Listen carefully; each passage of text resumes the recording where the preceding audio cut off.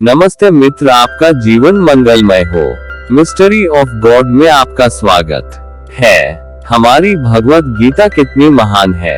इसका ज्ञान रखने वाला दुनिया बदल सकता है, पूरी विश्व की हुकूमत को जीत सकता है। हमारी भगवत गीता महान है।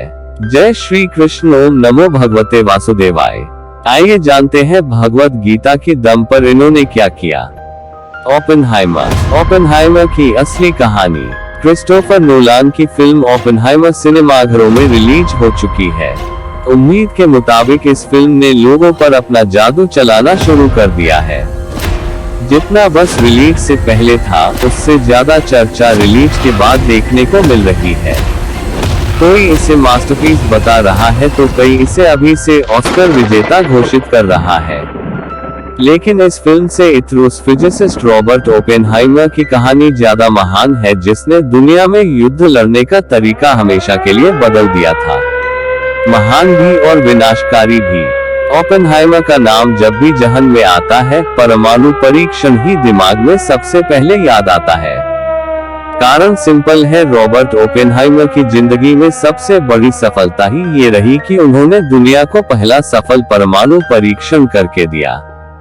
विश्व युद्ध 2 के समय उनकी तरफ से वो परीक्षण किया गया था। बाद में उसी एटम बम को जापान के हिरोशिमा और नागासाकी में फेंक दिया गया था।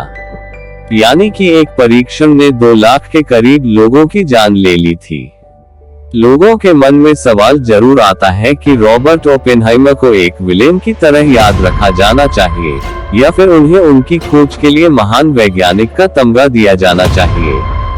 अब इस पर बहस हो सकती है, लेकिन इस बात में कोई दो राय नहीं कि रॉबर्ट ओपेनहाइमर ने समय से आगे चलकर दिखाया, विज्ञान के सिद्धांतों को उस तरह समझा जो शायद कोई दूसरा नहीं समझ सका। इसी का नतीजा रहा कि आगे चलकर उन्हें फादर ऑफ एटॉमिक बम कहा जाने लगा। बचपन से तेज दिमाग, दूसरे बच्चों से आगे। रॉबर्ट ओपेनहाइमर का जन्म 22 अप्रैल 1904 को अमेरिका के न्यूयॉर्क में हुआ था। परिवार का कपड़ों का कारोबार अच्छा चलता था, ऐसे में पैसों की कमी नहीं और उनका जीवन शानो शौकत वाला रहा। लेकिन उस अमीरी के बावजूद भी कोई उन्हें बिगड़ी औलाद नहीं कह सकता था। जैसा उनका व्यक्तित्व था, वे ज्यादा किसी से घुलते मिलते नहीं थे। दूसरे बच्चे खेलने जाते, उनका शौक वहां भी नहीं था। लेकिन पढ़ाई में बहुत तेज थे, कह सकते हैं कि समय से आगे चल रहे थे। इसी वजह से जब वे 9 साल के थे, ग्रीक और लैटिन भाषा पर उनका पूरा पकड़ आ गया था। छोटी उम्र में बड़ी खोज, चिट्ठियों वाला राज। इसके अलावा खनिज विज्ञान में उनकी जबरदस्त दिलचस्पी थी। माता पिता तो मानकर चल रहे थे कि उनका बेटा जीनियस है। ऐसा हुआ भी क्योंकि जिस उम्र में लोग अपना करियर डिसाइड नहीं कर पाते थे, ओपेनहाइमर अपनी नई खोजों को लेकर न्यूयॉर्क के मिनरलॉजिकल क्लब में चिट्ठियां लिखा करते थे। उस क्लब को तब नहीं पता था कि कोई इतना कम उम्र का लड़का ऐसी खोजें कर रहा है। लेकिन उनका काम कमाल था, इसी वजह से उन्हें उस क्लब में बाद में कई बार प्रेजेंटेशन दिखाने के लिए भी बुलाया गया। बाद में ओपेनहाइमर ने उम्मीद के मुताबिक ही केमिस्ट्री से अपना ग्रेजुएशन पूरा किया और फिर जर्मनी में यूनिवर्सिटी ऑफ गोटिंगेन से उन्होंने अपनी PhD पूरी की। ये उनकी जिंदगी का पहला पड़ाव था, जहां पर उन्होंने अपने आगे आने वाले सालों के लिए एक नींव तैयार कर दी थी। वो नींव जिसके दम पर विज्ञान वो इमारत खड़ी करने वाला था जिसे आज के नौजवान न्यूक्लियर वेपन कहते हैं। 1945 की घड़ी और पहला परमाणु परीक्षण। साल 1945 की बात है, तारीख थी 16 जुलाई। ओपेनहाइमर 3 साल तक एक मिशन पर काम कर रहे थे, नाम था प्रोजेक्ट वाई। इस मिशन के पहले ही डायरेक्टर थे ओपेनहाइमर, जिन्होंने 3 साल तक कह सकते हैं अपना खून पसीना सब लगा दिया था।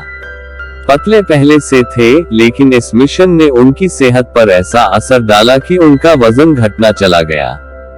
लेकिन उनका उद्देश्य बड़ा था, ऐसे में सेहत की चिंता छोड़ वे अपने मिशन पर ध्यान देते रहे।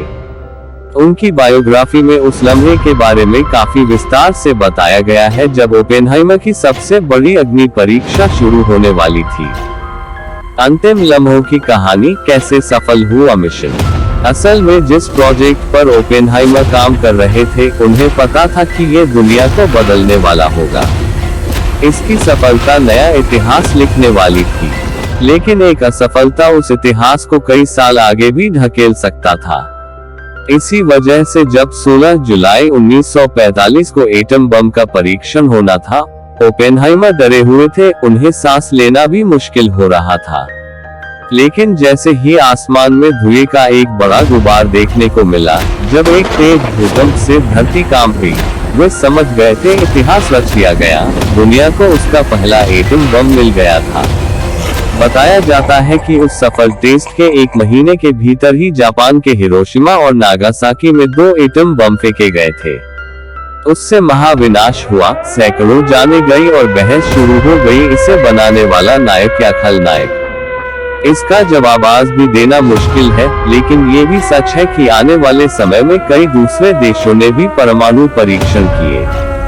सभी ने उस पहले टेस्ट से प्रेरणा लेकर ही अपने परीक्षण को आगे बढ़ाया और परमाणु संपन्न देशों की झड़ी सी लग गई। गीता का ज्ञान, खुद को बताया काल। वैसे ये बात कम ही लोग जानते हैं कि एक समय अपने परीक्षण अति उत्साहित और खुश रहने वाले ओपेनहाइमर बाद में उदास हो गए थे। उन्हें लगने लगा था कि उन्होंने जो बनाया है वो विनाशकारी है। लेकिन 1960 में जब पहली बार उन्होंने एक इंटरव्यू में उस टेस्ट का जिक्र किया, उन्होंने भगवत गीता को याद किया। जी हाँ, विदेशी थे, वैज्ञानिक थे, लेकिन गीता का उपदेश उनके मुंह से भी निकला। अपने परीक्षण को लेकर उन्होंने उस इंटरव्यू में कहा कि जब वो परीक्षण सफल हुआ था, मेरे मन में हिंदू धर्म गीता का एक श्लोक आया था, मैं अब काल हूँ जो लोकों दुनिया का नाश करता हूँ। साहित्य में रुचि और संस्कृत सीखी। उनकी तरफ से गीता के 11वें अध्याय के 32वें श्लोक के बारे में तब कहा गया था, जिसमें भगवान कृष्ण ने अर्जुन से कहा था कि मैं लोकों का नाश करने वाला काल हूँ। यानी कि ओपेनहाइमर को इस बात का एहसास हो गया था कि उनका एक आविष्कार दुनिया के लिए विनाशकारी साबित होने वाला है। वैसे जिस शिकोल का इस्तेमाल 1960 में किया गया, उसका ज्ञान तो 30 साल पहले ही ले लिया गया था। असल में जिस समय ओपेनहाइमर पढ़ाई कर रहे थे, उनकी रुचि साहित्य में भी जाग गई थी। तभी उनका मन गीता पढ़ने का किया था। चाहते तो आराम से अंग्रेजी अनुवाद पढ़ सकते थे, लेकिन नहीं, उन्होंने मुश्किल रास्ता चुना और संस्कृत में ही गीता को पढ़ना शुरू कर दिया।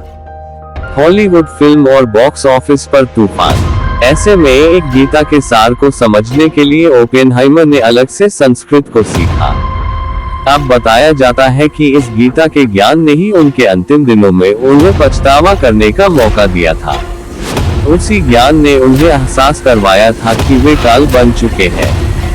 इस बात को कई दशक बीत चुके हैं, विज्ञान ने बहुत तरक्की कर ली है, लेकिन रॉबर्ट ओपेनहाइमर के योगदान कोई नहीं भूल पाया है।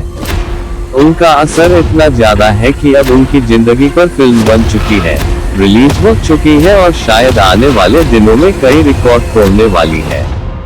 आपका बहुत बहुत शुक्रिया हमारा YouTube वीडियो देखने के लिए।